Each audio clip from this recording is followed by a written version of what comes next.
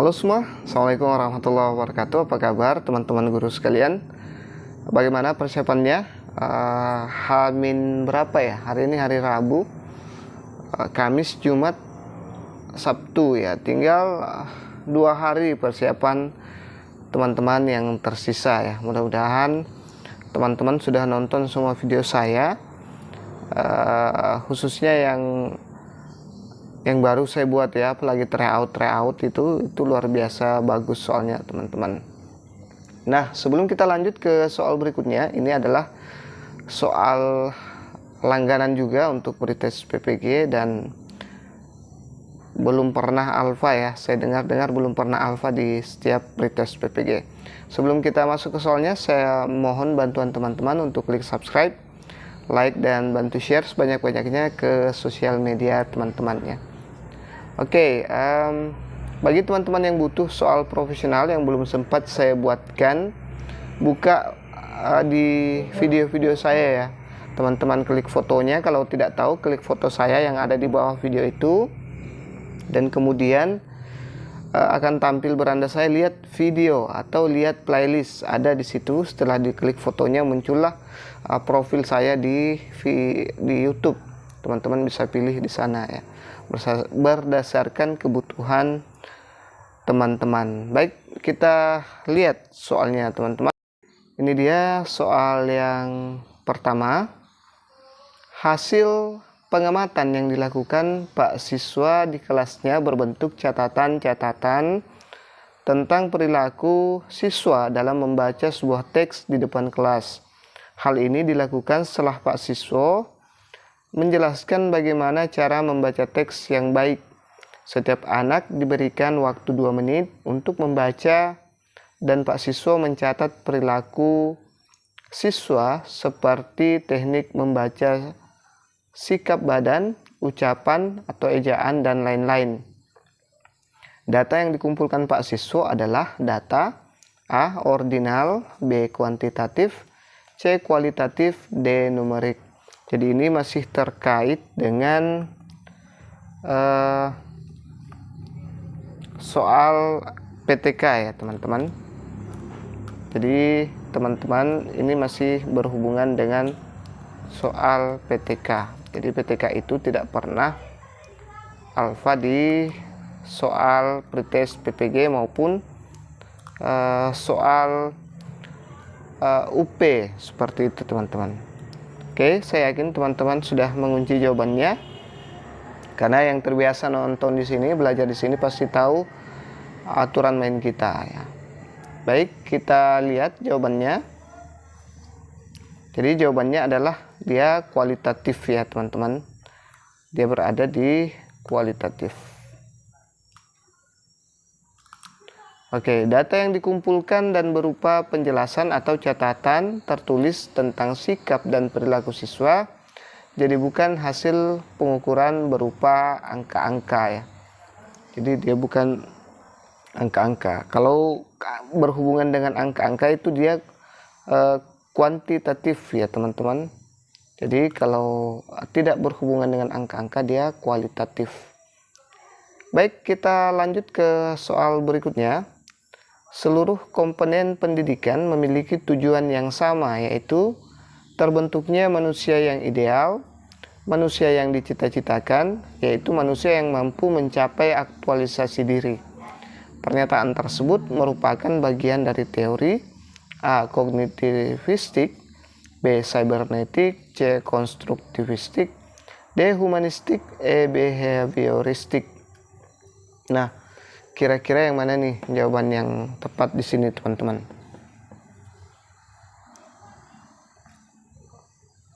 Oke, kita lihat jawabannya. Jadi jawaban yang tepat adalah humanistik ya, teori humanistik seperti itu. Teori belajar humanistik yang berkembang dari teori behavioristik. Tokoh dari humanis adalah Carl Rogers dan Abraham Maslow ya. Jadi teori humanistik ini lahir dari teori behavioristik itu sendiri ya teman-teman. Ya, dari definisi teori humanis merupakan metode pembelajaran yang fokus pada peserta didik guna mengembangkan potensinya ya. Kalau kita lihat ini ada membahas manusia ideal di sini teman-teman. Kalau dia ada kata kunci manusia ideal, manusia yang dicita-citakan, atau manusia yang mampu mencapai aktualisasi diri, itu berarti dia masuk di teori humanistik itu sendiri ya teman-teman. Jadi kalau teman-teman nanti misalnya sudah ujian dan buru-buru dalam menjawab soal, itu bisa langsung cepat menjawab. Baik, kita lanjut ke soal berikutnya. Jangan lupa subscribe, like, dan bantu share ya teman-teman. Berikut adalah beberapa cara penyajian hasil analisis data hasil PTK, kecuali A. Penyajian seluruh hasil pengukuran yang dilakukan selama penelitian, B. Grafik histogram, C. Narasi tentang perilaku siswa, D. Matriks-matriks sesuai variabel-variabel yang digunakan. Nah, kira-kira yang mana nih teman-teman jawabannya? Cara penyajian hasil PTK, ada kata kecuali ya, jadi hati-hati dengan kata-kata yang biasa menjebak seperti ini, apalagi kalau kita agak buru-buru menjawab soal, karena pada saat ujian nanti kita dituntut untuk mengejar waktu ya. Jadi tidak boleh santai berleha-leha atau terlalu lama mengerjakan soal di ujian nanti. Baik, kita lihat jawabannya. Jadi jawaban yang tepat adalah penyajian seluruh hasil pengukuran yang dilakukan selama penelitian. Ini dia pembahasannya. Penyajian seluruh hasil pengukuran selama penelitian bukan merupakan hasil penyajian data, tetapi lebih cocok disebut hasil pengumpulan data ya.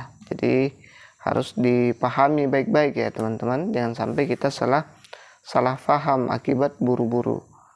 Jadi perlu latihan memang yang intens ya. Idealnya itu latihannya sebulan ya, paling lambat sebulan sebelum ujian. Jangan sehari sebelum ujian ya. Itu repot kalau sehari sebelum ujian teman-teman. Ini selain dari opsi A ya, itu yang semuanya benar ya, semuanya benar kecuali opsi A. Ini grafik histogram, narasi tentang perilaku siswa, kemudian matriks-matriks sesuai variabel yang digunakan, seperti itu teman-teman. Baik, kita lanjut ke soal yang berikutnya. Strategi guru saat peserta didik belum siap melakukan keterampilan berpikir tingkat tinggi adalah A. Tetap melakukan aktivitas dengan keterampilan berpikir tingkat tinggi, B. Membangun skemata dari pengetahuan awal yang telah diperoleh sebelumnya dengan pengetahuan baru yang akan diajarkan, C. Membentuk kelompok siswa dengan kemampuan yang heterogen, D. Merubah perencanaan disesuaikan dengan kemampuan siswa. Jadi teman-teman, kira-kira yang mana strategi yang cocok untuk peserta didik belum siap melakukan keterampilan berpikir tingkat tinggi ya teman-teman? Silahkan dijawab dulu. Kalau sudah dijawab, kita lanjut ke video soal selanjutnya. Oke, saya yakin teman-teman sudah mengunci jawabannya. Kita lihat. Nah, jadi jawaban yang tepat adalah opsi B. Membangun skemata dari pengetahuan awal yang telah diperoleh sebelumnya dengan pengetahuan baru yang akan diajarkan. Nah, seperti itulah supaya siswa itu tidak kaget ya kalau mereka langsung dipaksakan atau langsung dibawa ke berpikir tingkat tinggi. Itu biasanya mereka akan blank dan mengalami buntu sama sekali ya, tidak bisa beradaptasi dengan materi-materi tingkat tinggi yang kita kasih atau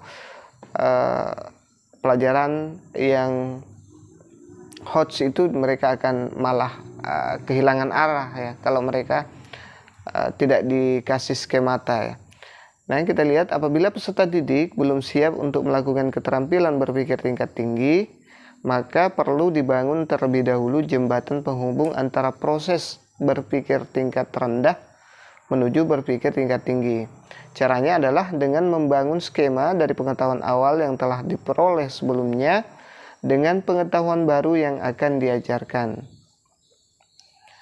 Setelah terpenuhi, maka guru perlu mempersiapkan sebuah situasi nyata yang dapat menstimulasi proses berpikir tingkat tinggi dengan menciptakan dilema, kebingungan, tantangan, dan ambiguitas dari permasalahan yang direncanakan akan dihadapi peserta didik. Itu menurut King Gatson dan Rohani pada tahun 2006 ya. Baik, kita lanjut ke soal berikutnya. Jangan lupa subscribe, like, dan bantu share ya teman-teman. Contoh penerapan teori behavioristik yang dapat dilakukan oleh guru dalam praktik pembelajaran adalah A. Menyediakan atau memberikan kegiatan-kegiatan yang merangsang keingintahuan siswa dan membantu mereka mengekspresikan gagasannya. B. Memberikan penjelasan pengetahuan baru. C. Memahami tahap-tahap perkembangan peserta didik dan menggunakan metode pembelajaran sesuai dengan tahap tersebut. D. Memberikan stimulus kepada peserta didik berupa penataan lingkungan belajar. E. Membimbing siswa dalam memperoleh pengetahuan baru. Nah, kira-kira yang mana di sini teman-teman? Contoh penerapan teori behavioristik ya. Apakah A, B, C, atau malah D atau E ya. Oke, saya yakin teman-teman sudah kunci jawabannya. Kalau dirasa terlalu cepat, boleh di-pause dulu ya teman-teman. Oke, jadi yang tepat adalah memberikan stimulus kepada peserta didik berupa penataan lingkungan belajar ya teman-teman. Jadi behavioristik itu kata kuncinya itu hanya dua biasanya kalau muncul di soal-soal seperti ini.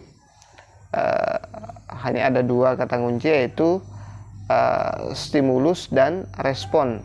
Kalau ada kata kunci respon dan stimulus, maka teorinya itu mengarah kepada teori behavioristik itu sendiri teman-teman. Oke, semoga dipahami ya. Kita lanjut ke soal berikutnya.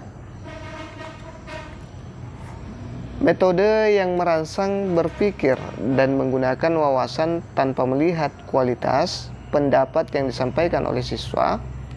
Seorang guru harus pandai-pandai merangsang siswanya untuk mencoba mengeluarkan pendapatnya, merupakan A. Metode sesama teman.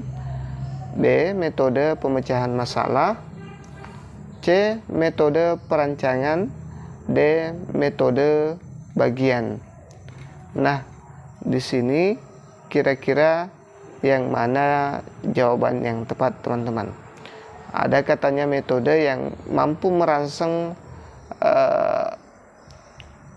pikiran peserta didik, atau mereka tidak malu menyampaikan pendapat karena kita tidak memperhatikan apa yang mereka sampaikan. Artinya di sini kita hanya melatih mereka untuk berbicara dan menyampaikan pendapat. Kira-kira teori yang mana?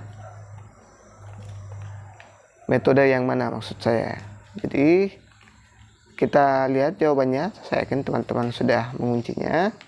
Jadi metode yang tepat adalah metode pemecahan masalah ya teman-teman. Ini dia opsi B ya. Kita lihat pembahasannya. Metode pemecahan masalah atau problem solving adalah penggunaan metode dalam kegiatan pembelajaran dengan jalan melatih siswa menghadapi berbagai masalah, baik itu masalah pribadi atau perorangan maupun masalah kelompok, untuk dipecahkan sendiri atau secara bersama-sama. Nah teman-teman, info terakhir yang saya dengar pada pada PPG yang baru selesai ini, karena di sekolah ada teman yang baru selesai melakukan PPG dan alhamdulillah sudah menerima pada tahun ini sertifikasi ya. Katanya yang paling banyak dibahas itu di soal pretest maupun UP itu tentang PBM ya, problem based learning problem based learning, metode problem solving ini, metode pemecahan masalah. Jadi ada dua katanya yang paling mencolok di situ, ada project based learning dan problem based learning, metode berbasis masalah, pembelajaran berbasis masalah dan pembelajaran berbasis proyek. Nah, itu kadang saya kalau lama menyebutnya itu kadang oleng-oleng lagi, apalagi sekarang sudah jam 11 teman-teman, sudah jam 11 lewat 35, jadi saya sekarang agak oleng. Nah, tadi setelah Isya saya siapkan materinya dan baru sempat selesai. Saya pilah ya, banyak soal saya pilah, kemudian saya ambil satu persatu, makanya agak lama. Oke. Jadi banyak-banyak baca tentang problem based learning dan project based learning ya teman-teman. Kontekstual juga ya, kontekstual. Baik, kita lihat soal berikutnya. Kesimpulan hasil PTK sebaiknya merupakan penjelasan-penjelasan yang disusun sesuai dengan A. Urutan identifikasi masalah, B. Pertanyaan penelitian, C. Temuan penelitian, D. Hasil analisis data. Nah, kesimpulan hasil PTK ya.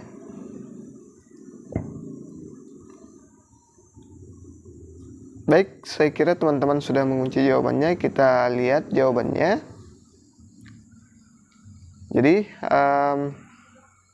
pertanyaan penelitian ya. Jadi jawaban yang tepat adalah pertanyaan penelitian. Ini ada urutan identifikasi masalah, pertanyaan penelitian, temuan penelitian, hasil analisis data, dan inilah jawaban yang tepat ya. Pertanyaan penelitian. Kita lihat pembahasannya. Tujuan melakukan penelitian adalah mencari jawab atas permasalahan penelitian atau membuktikan hipotesis yang dibuat peneliti, di mana hal-hal ini ingin dicari, hal-hal yang ingin dicari jawabnya diekspresikan dalam bentuk pertanyaan penelitian. Jadi, agar laporan penelitian mudah dimengerti dan dapat cepat diidentifikasi hasilnya, maka penjelasan disampaikan sesuai urutan pertanyaan penelitian. Oke, seperti itu ya teman-teman. Baik, kita lanjut ke soal berikutnya. Apabila dalam proses belajar peserta didik melakukan sesuatu sampai dengan mendapatkan respon yang tepat dan sesuai dengan apa yang diinginkan, serta menghilangkannya apabila dirasakan tidak sesuai. Hal ini merupakan prinsip belajar dari stimulus respon, B. Trial and error, C. Konseptualisasi, D. Conditioning, E. Shaping ya. Kira-kira yang mana jawaban yang tepat teman-teman? Jadi maaf ya kalau suara kendaraan agak mengganggu, karena di sini dekat dengan jalan poros. Ya. Baik, kita lihat jawabannya. Jadi jawaban yang tepat adalah opsi B, yaitu trial and error ya.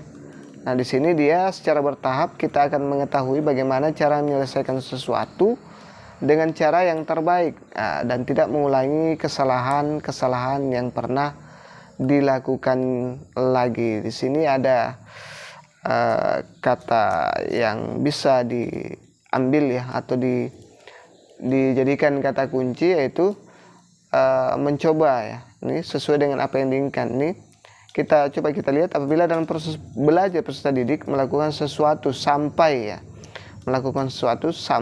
dengan mendapatkan respon yang tepat. Nah, ini sudah tepat ya, berarti bukan lagi stimulus. Kalau sudah tepat itu dia sampai melakukan, sampai ada kata sampai dan tepat. Jadi sampai tepat itu merupakan ada proses yang berulang-ulang ya. Di situ ada trial dan terus trial ya, mencoba dan terus mencoba. Dan sesuai dengan apa yang diinginkan serta menghilangkan apa yang dirasakan tidak sesuai. Nah, yang error itu kita buang ya. Jadi sebenarnya bisa kita langsung pilih jawaban trial dan error. Jangan sampai nanti ada soal ini keluar, tinggal pilih trial dan error. Dia terus mencoba dan mencoba, kemudian menghilangkan sesuatu yang dirasakan tidak sesuai. Oke, itu saja dulu yang sempat saya share pada kesempatan kali ini teman-teman. Maaf agak belepotan ya, karena sudah capek, sudah lumayan ngantuk. Ya, mudah-mudahan apa yang saya lakukan ini menjadi pahala untuk teman-teman, membantu teman-teman lulus nanti. Saya doakan semua yang belajar di sini itu lulus, amin amin ya rabbal alamin.